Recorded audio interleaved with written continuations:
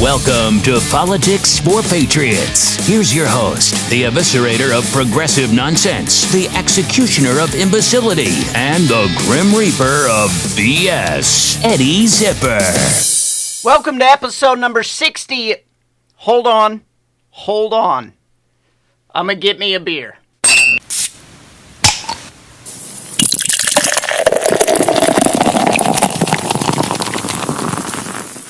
Episode 60 of the Politics for Patriots podcast. I hope that totally organic moment where I started the show and then suddenly craved a beer did not come off in any way as scripted. I mean, I want you to know that was a totally spontaneous moment, even though the sound effect I used clearly had the clanging of bottles and then a can opening. Aside from that, though, it was spontaneity defined. So did you see Elizabeth Warren's Instagram live video?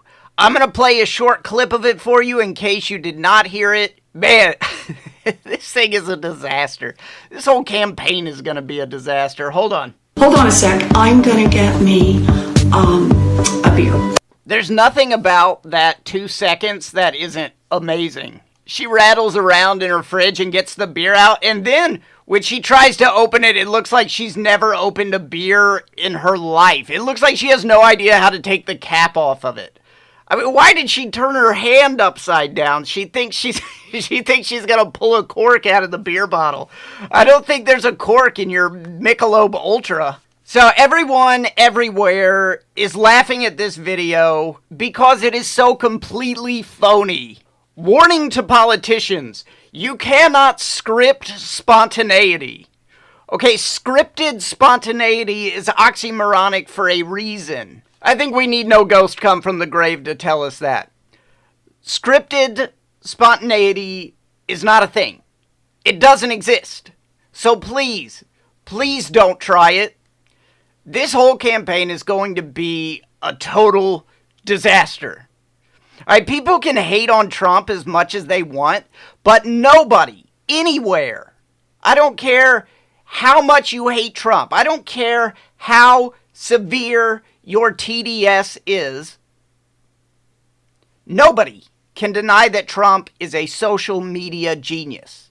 And I'm not just saying that because I like Trump and his policies. I've said more than once that Alexandria Ocasio-Cortez is also a social media genius. Right? She's been in Congress for 2 days now. She already has more Twitter followers than any other representative. Okay, she has more Twitter followers than Speaker of the House Nancy Pelosi.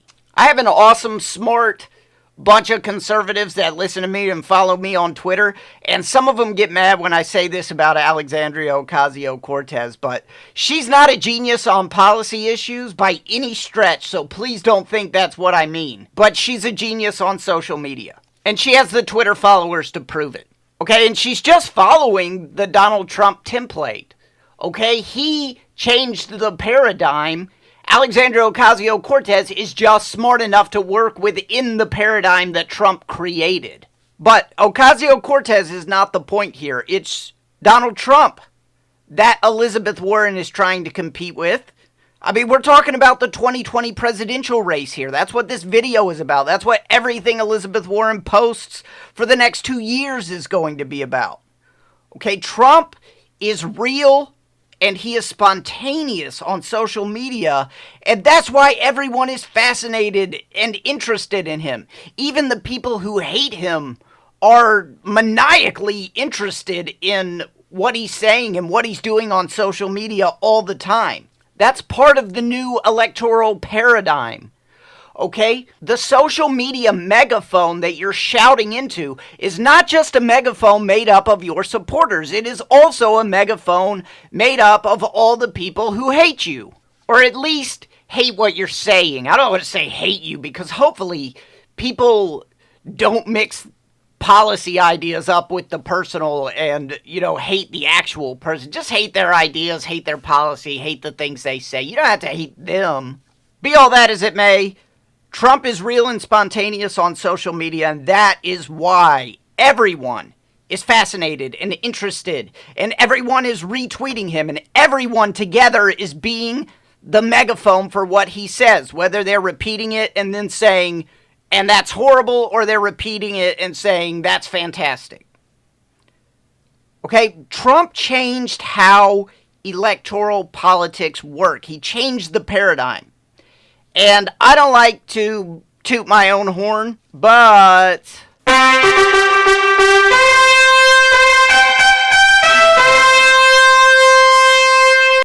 in my opinion pieces in The Hill, I was describing the changing paradigm as it was happening. I could see it happening. I said it was going to happen before the election. I wrote an opinion piece in the Baltimore Sun, and I said, this is how elections are going to be from now on. And that opinion piece was called Twitter Winner Takes All. And I wrote it before President Trump even got into the primary. So I know what I'm talking about here. In the old paradigm, you used to need the media. You needed them because you would say something and you needed them to be the megaphone to tell everybody what you said. And they could do whatever they wanted with it. And that was that. There was nothing you could do about how the media covers you. Historically, lots of presidents have hated the media. Don't believe for a second that President Trump is the first president who ever hated the media, because he's not. Grover Cleveland thought they were lowlives. He despised the media. There are tons of others. Grover Cleveland was just the first one that came to mind. That's not the point, though. The point is, in the old paradigm, you needed the media. They repeated what you said. They told everybody what you said. They did it through their lens, and that was that. Now you don't need them. You don't need them anymore. You create your own media outlet now. That's how it works. All right, Trump's Twitter is the Trump News Network, and it's 24 hours a day, and he controls all of the content. One super popular thing that people like to say, just to show that, they're more virtuous than most, they'll say, well, I don't have a problem with President Trump, but I just wish he would stop tweeting. No. President Trump should never, ever stop tweeting. That's not to say that every tweet is a good decision. Some of them are not. Sometimes he tweets things that, that probably wasn't the best tweet. But he should never stop tweeting, ever. Because that's where he creates the message that the media doesn't get to filter in their own way. He doesn't have to count on the media for that because he is the media. Okay? And the way you do that, you have to have all those followers. Right? You have to have people who are interested in you. You have to make them interested in you. And the way to do that, the way that you build that social media, is by showing everybody who you really are. It's just by being real. I mean, what's that CNN guy's name? I call him the McPundit. What is that guy's name? I can't remember his name. I always call him the McPundit because the opinions he serves up may not be the freshest, and they may not be the best, but they're fast. And there's lots of them. So he's the McPundit. Chris Cillizza, that's his name.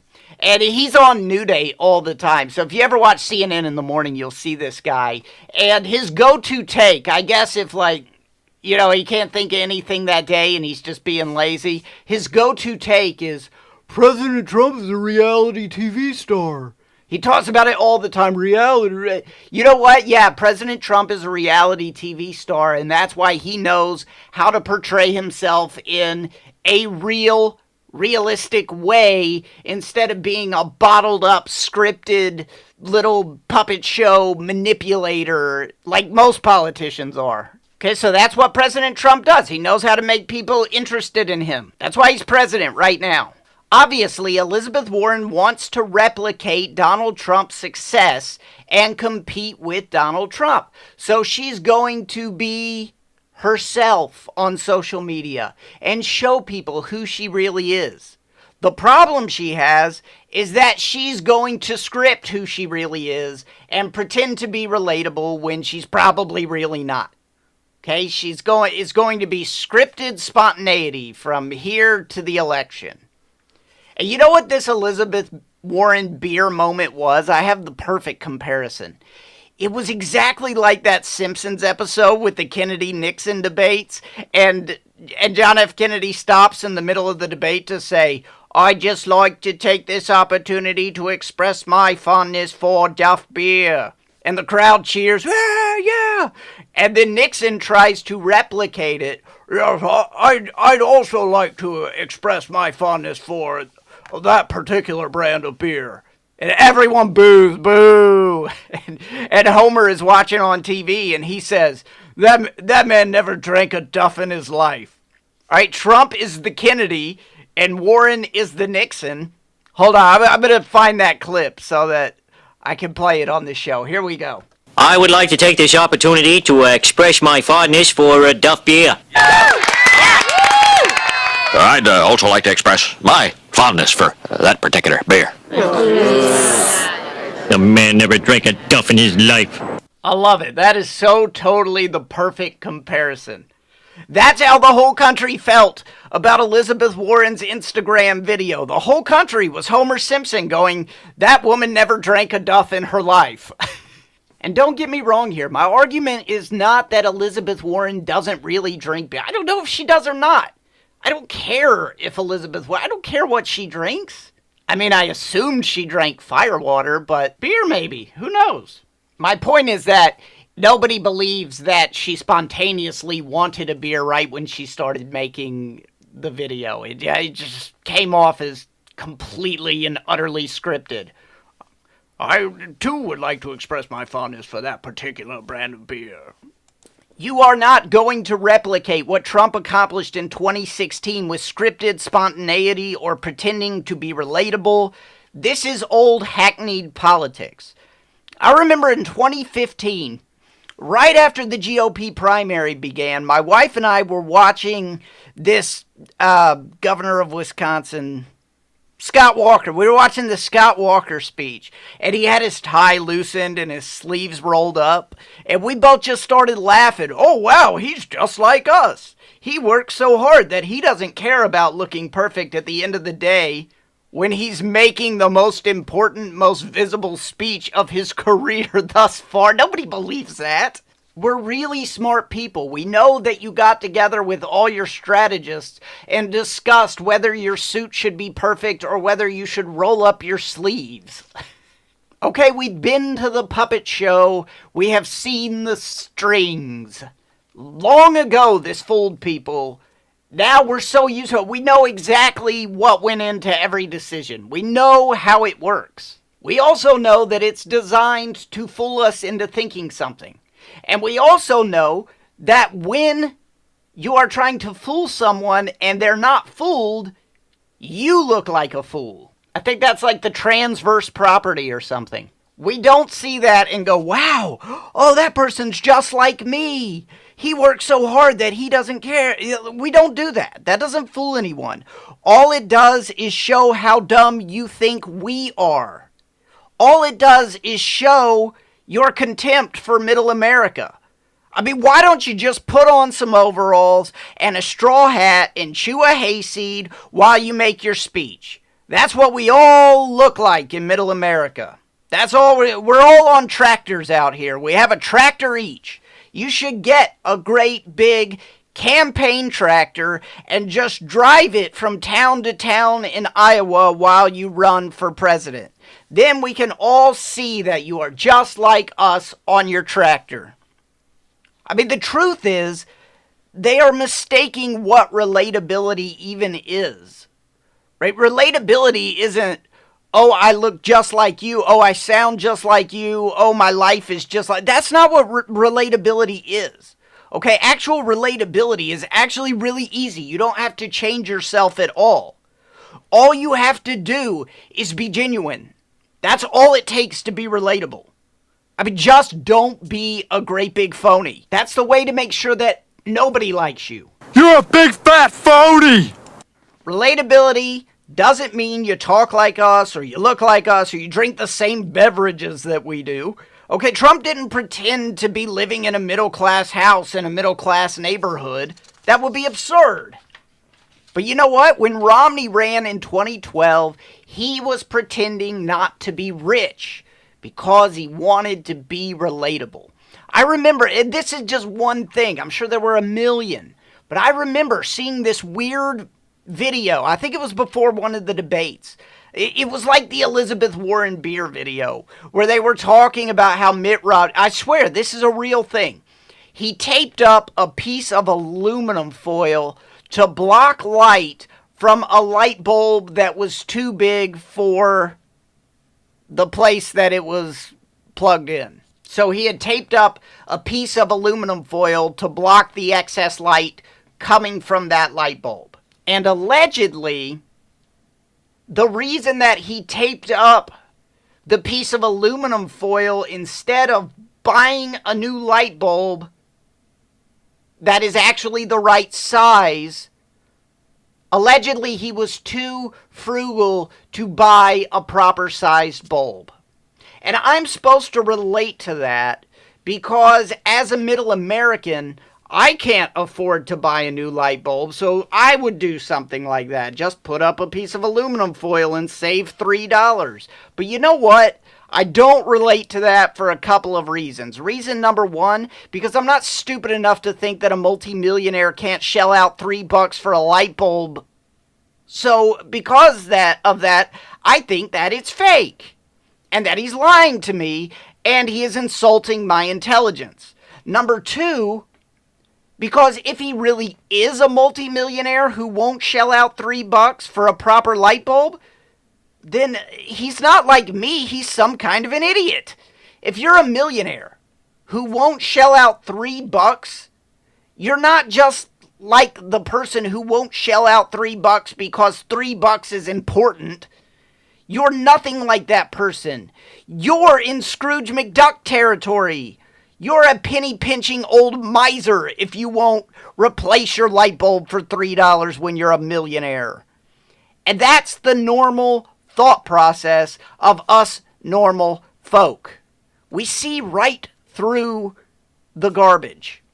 See, Elizabeth Warren, it's not annoying and phony because we don't believe that you drink beer. It's annoying and phony because we don't believe you drink beer during a campaign video just because you want a beer. Instead, we see your transparent attempt to manipulate us. And it's a small thing. It doesn't matter. But it's when these things build up, right? She's going to do this to us every day for 2 years. She's going to try to manipulate us in these tiny little ways. And it's laughable because it shows us how little Elizabeth Warren thinks of us, right? She thinks that we're in our overalls, riding on our tractors, watching her Instagram video, right? Let me tell you something, Elizabeth Warren. If you're gonna perform a puppet show, you better make sure nobody can see the strings. And that's really hard to do. The better strategy is don't do puppet shows.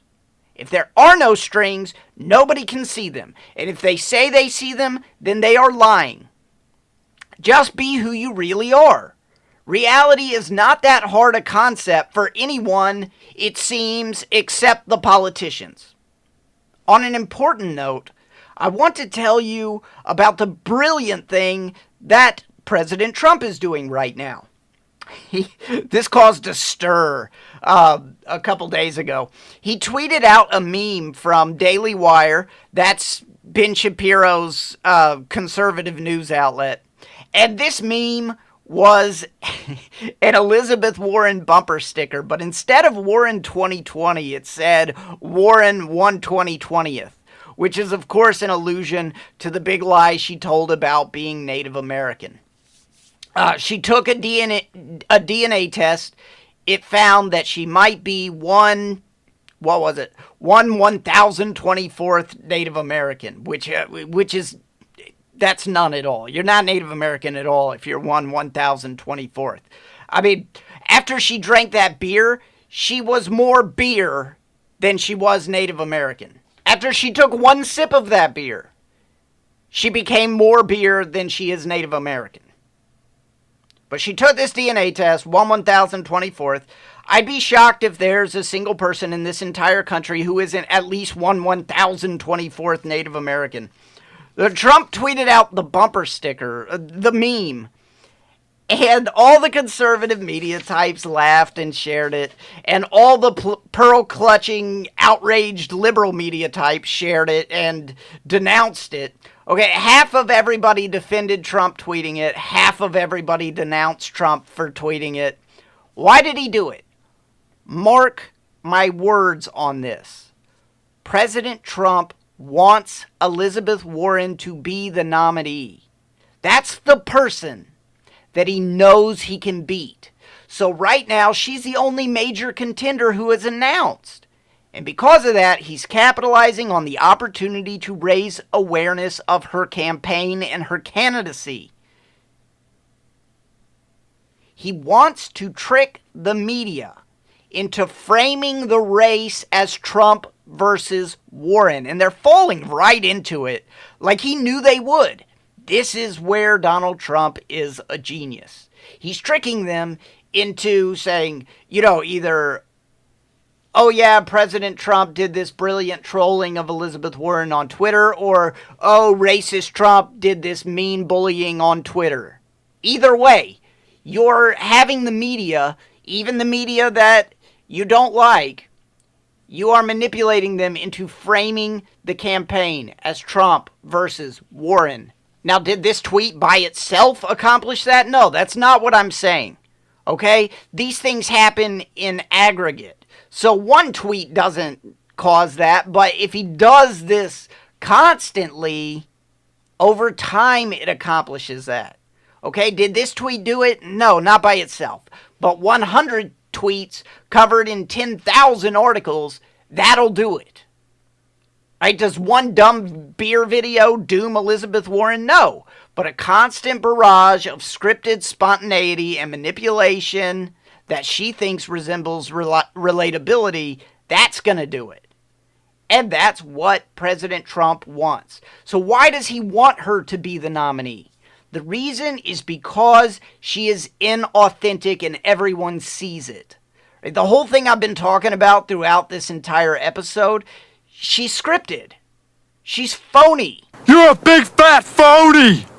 Believe me, even the people that are defending Elizabeth Warren for the beer thing, they know that it was cringeworthy and phony. And they're like, oh, don't do that. Oh, that's what goes on inside their mind. They're like, oh, I better defend it. But they cringe. Right, so she's scripted and phony and desperate to be relatable in a condescending way, just like Hillary Clinton was. Trump even has a magic nickname for her, Pocahontas. And it's magic because every time he says it, everyone in the country, for a split second, thinks about the lie that she told. It's an instantaneous, unconscious thought process that everyone experiences when they hear it. He says Pocahontas, and everyone's brain synapses start firing. Who's Pocahontas? Oh, Elizabeth Warren. Oh, why did he call her that? Oh, yeah, the lie that she told. Boom, everybody thought about the lie because he said Pocahontas. And for her part, I don't know, she keeps doubling and tripling and quadrupling and quintupling down on that lie. I have no idea why. She could end it all so easily. She should just say she thought she was Native American. Her parents told her that, but it turns out that she's not. She's sorry. God, that would be the end of it. For nobody, I mean, after that, what are you going to say? But instead, she takes the DNA test. She says, haha, I was right. You know, she could end it in one day, but she won't, which is just a gift to President Trump. And if you're the delusional mainstream media, Trump always 100% of the time must be wrong. So they try to defend Elizabeth Warren in stupid ways because they want Trump to be wrong. They want him to lose every battle, even a small, dumb, insignificant battle like this one. So they try to defend Elizabeth Warren. Yesterday, perfect example. Yesterday, CNN's media reporter, Brian, I did reporter with air quotes. You can't see them, but yesterday, CNN's media reporter, finger quotes, reporter, Brian Stelter tweeted that Pocahontas was a racial slur. Nobody thinks that. That's a desperate attempt to defend Elizabeth Warren. That's the go-to when there's no argument to defend somebody. Oh, if you say that, then you're racist. So that's what Brian Stelter is reaching for. Oh, Pocahontas is a racial slur. Let me ask you something. If 2020 rolls around and one of the issues that actually exists in our public discourse is whether or not Pocahontas is a racial slur, who do you think wins that issue? You think me and the rest of the straw hat tractor drivers in middle America think calling a white woman Pocahontas because of a lie that she told is a racial slur? No. Only delusional people who live in mansions on the coast think that calling a white woman Pocahontas to mock the fact that she lied and said she was Native American when she's really not is a racist slur. Those are the only people who think that. Normal people don't think that. And there aren't that many of that kind of people, so I don't think that's a winning issue. But, okay, that's all I have to say about Elizabeth Warren. Before I go today, I want to tell you about the constitutional amendment that Ted Cruz introduced in the Senate yesterday. It is awesome. I love it. It is a swamp drainer. It creates term limits for senators and representatives. 2 6-year Senate terms or 3 2-year House terms, and boom, that's it. You're done. It is an awesome amendment. Career legislators are a disaster, and this would put an end to being a career representative or a career senator who serves for 30 years and becomes just a blob of swamp sludge. Unfortunately, this amendment will probably never make it into the Constitution. Amending the Constitution is tough business, and it should be. It's right to be. I don't like people changing the Constitution. I probably wouldn't even support this constitutional amendment, except the fact that it does not actually change the Constitution, which I'll get to in a second. All right. First, I want to say amending the Constitution, like I said, is a tough business. In this case, it will require 2/3 in both houses of Congress just to be proposed. That's just to propose the amendment. It's going to take 2/3 in both houses. Now, if you pay any attention to our Congress at all, you know that getting 2/3 in both houses is almost an unthinkable achievement. Yeah, I'd be shocked if this thing gets proposed. To ratify the amendment will require 3/4 of the legislatures of the several states. There are 50 states, which means that 38 of them have to be on board to ratify this amendment. It's a very tough road. It probably won't make it. But here's the interesting part of all this. Why the hell does this require an amendment to the Constitution? What exactly is being amended? I don't know how recently you've read the Constitution, but there is no unlimited terms clause in the Constitution. Nowhere in the United States Constitution does it say representatives and senators shall not be limited in the number of times. It's not in there. I've read the whole thing many, many times. So why does this require a constitutional amendment? Well, I did the research, and I'm going to tell you why. Gentlemen, I'm here to help you with your history report. So I saw the story about this amendment and about it being a constitutional amendment. I said, why? Why in the world would this need... that's the first thing that came to my mind. Why in the world would this need to be a constitutional amendment? There's no unlimited terms clause in the Constitution that has to be changed. What clause are you changing? We're not changing any clause. So why does the Constitution have to be amended? Here's why. The Supreme Court decided this case called U.S. term limits versus Thornton. Okay? This is where the U.S. Supreme Court interpreted the Constitution as supporting unlimited terms. Okay, here's what happened in the case. In 1992, Arkansas voters voted to amend their state constitution to introduce term limits on their representatives and senators. And that case, some guy named Thornton apparently, got mad about that. He didn't like being limited in the number of times that he could run for his seat. So, he ended up suing. It went all the way to the Supreme Court. And that was where we got a nonsensical liberal interpretation handed down to us by a vote of 5-4. Then Chief Justice Rehnquist, Justice O'Connor, Justice Scalia, and Justice Thomas were the four who dissented in this case. They ruled in favor of term limits, but they were the minority. There were 5 justices who decided that states don't get to decide this, even though there's nothing in the Constitution that stops them. But here's the fun part of this Supreme Court case. Guess who the swing vote was?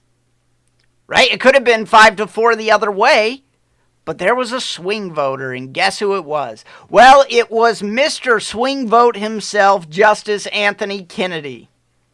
When this amendment fails, unfortunately, which it almost certainly will unless we all start demanding it, we all start talking about it, people on both sides, it has to be Republicans and Democrats talking about this amendment and believing that we need it, because we do, and it should be bipartisan. And if it becomes that way, then maybe it stands a chance, but probably it's going to fail. And when this amendment fails, we should all remember that there is no clause in the Constitution which guarantees unlimited terms.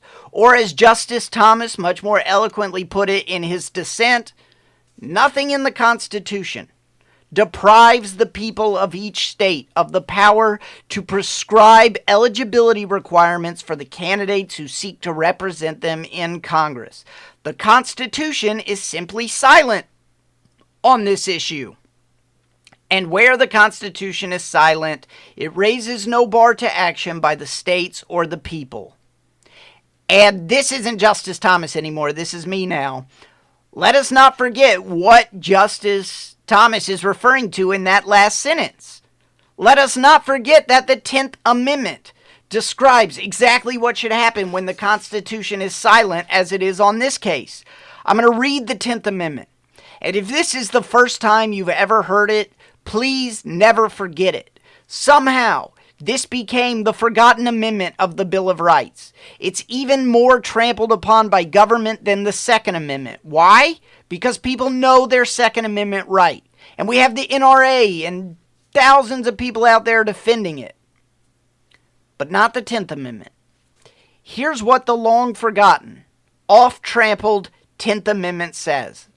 The powers not delegated to the United States by the Constitution, nor prohibited by it to the states, are reserved to the states respectively or to the people. Which means if the Constitution does not explicitly give a power to the federal government, then it is not a power of the federal government.